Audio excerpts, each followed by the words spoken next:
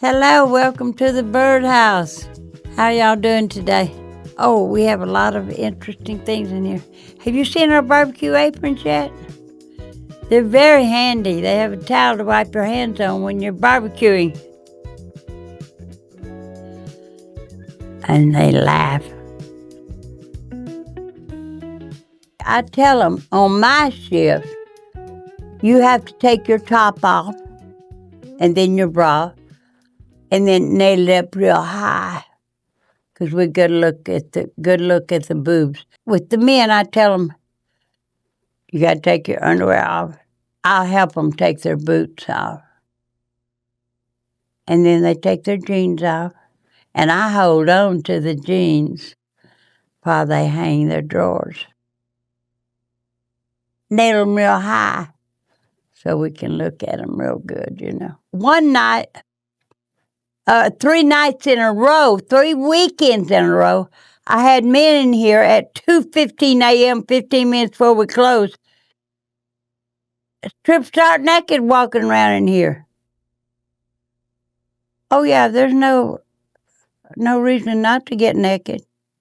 We condone that. We want them naked. It takes a certain kind of personality to be in this environment. Have you always been that way? No. What do you think switched it for you? How did that happen? Because I do a good job at whatever I do. I was a good GM. I was a good bouncer, and now I'm a good bartender. You gotta be funny. You gotta accept it. You gotta live with it. And you gotta encourage it.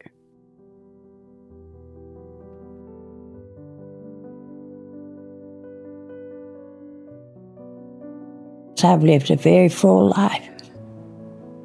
Very full life. Poor but rich with people and blessings. For one of my birthdays, someone did this for me.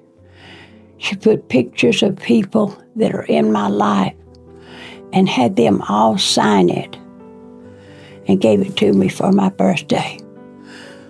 Sherry at Gwynny's, that owns Gwynny's, she and her husband, is the one that framed all this for me and put it together and framed it. They did a special on me. It was in 2005. It says, a lady who always deserves to be above the fold. We all hope to be just like you. This is a little thing somebody sent me from Switzerland after they came to visit. Just beautiful.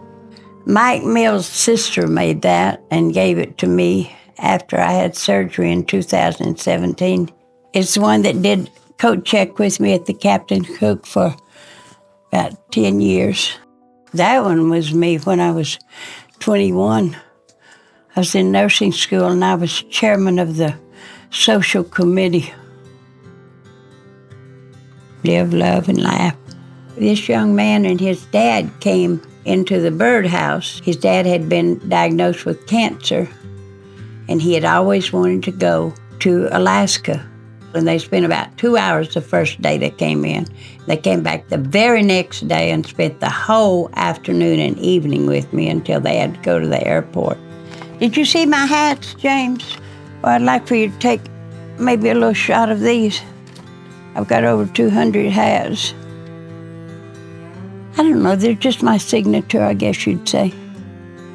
Sandy Harper, she gave me this just recently. This is my standby now. Ruth and Ellen, the blue and the green, they're sisters. They've been my friends for 60 plus years. And then there's Wanda. And who would have thought we'd live this long, you know? Cut.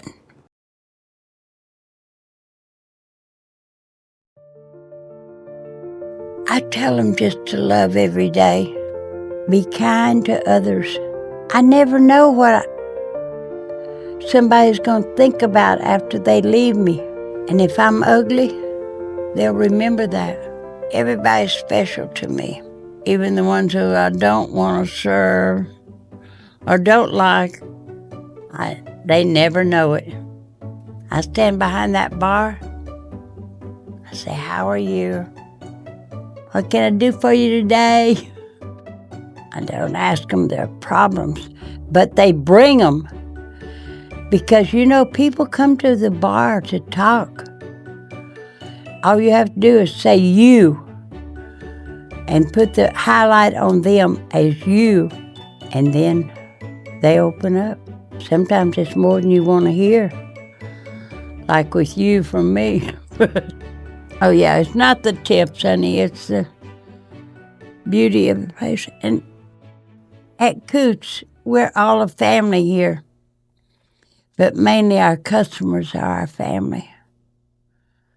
They come again and again, and you're so happy to see them.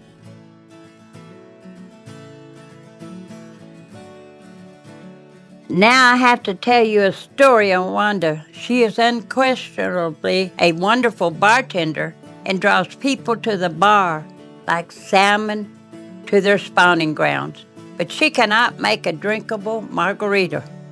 I make a very good margarita and was determined, since I like to drink one once in a while, to teach Wanda how to do it right. It was a dedicated effort, but after laboring at it patiently, I decided to throw in the tequila, the limes, and the towel. It would have been a lot easier to put up a sign that announced, "This is not a Mexican restaurant, so don't order margaritas here." How are your margaritas now? I make damn good margaritas. I just was afraid to pour him strong enough that he'd like it. I was afraid I'd get fired, so I just put the normal amount. But I told Mish about it later, and she said, well, all we do is just pour tequila in a shot glass, squeeze a lime in it, and give him lime on the side, and it's a margarita. I said, well, I didn't get the memo.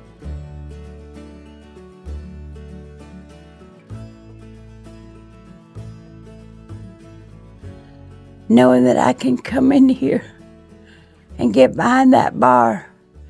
You never know what's going to walk through that door. Who you're going to see that you've maybe known for 30 years if you've been up here. I miss that so much. All my friends. But you've made quite an impact on a lot of people's lives. What do you think of that? I don't think so. I don't know. They've made a more impact on mine.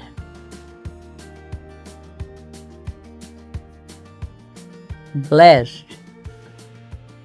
I came from a very poor background, but I've had nothing but multitude of blessings since. Wealth. My friends are my wealth.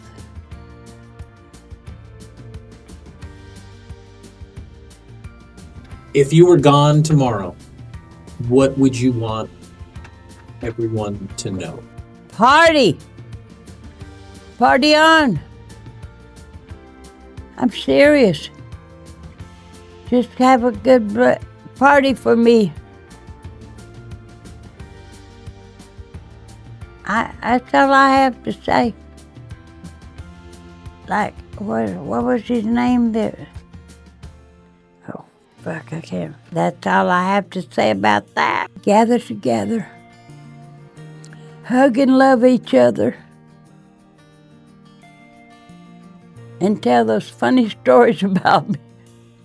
About how I showed my,